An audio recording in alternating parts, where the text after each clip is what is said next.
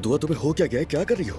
तुम खामोश नहीं रह सकती। मैं क्यों खामोश रहूं असलान? तुम्हारी अम्मी खामोश रहती हैं? मुझे जितना खामोश रहना था मैं रह चुकी हूँ, लेकिन अब वो मुझे जो भी कहेंगी मैं उसका भरपूर जवाब दूंगी। तो क्या मतलब हमेशा ऐसे ही होता रहेगा? कम से कम उनकी उम्र का ही ख्याल कर लो। पता है ना उनकी तबीयत खराब हो जाती है। इसकी कोई परवाह नहीं है मुझे। अगर तबीयत खराब हो जाती है तो ज्यादा बात नहीं करनी चाहिए। दुआ बात कर चुके थे ना हम दोनों।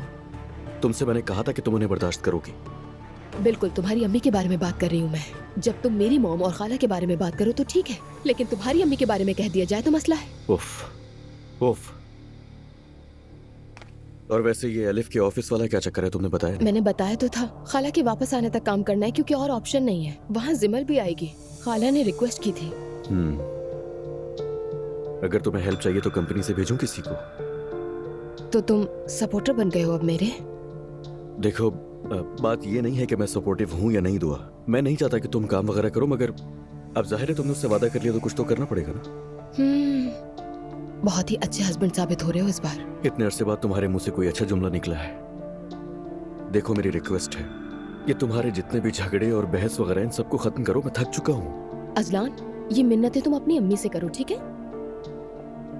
और हाँ, मैंने कमरे में कुछ चेंजेस करने का फैसला किया है। समझा नहीं मैं, क्या सोचा तुमने? जैसे कुछ डेकोरेशन वगैरह। चेंजेस अच्छी होती है ना?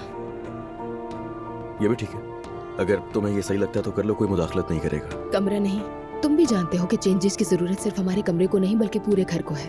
और चूंकि जवेरिया इसी घर में रहेगी और बड़ी होगी तो उसके मुताबिक कुछ चेंजेस करनी है।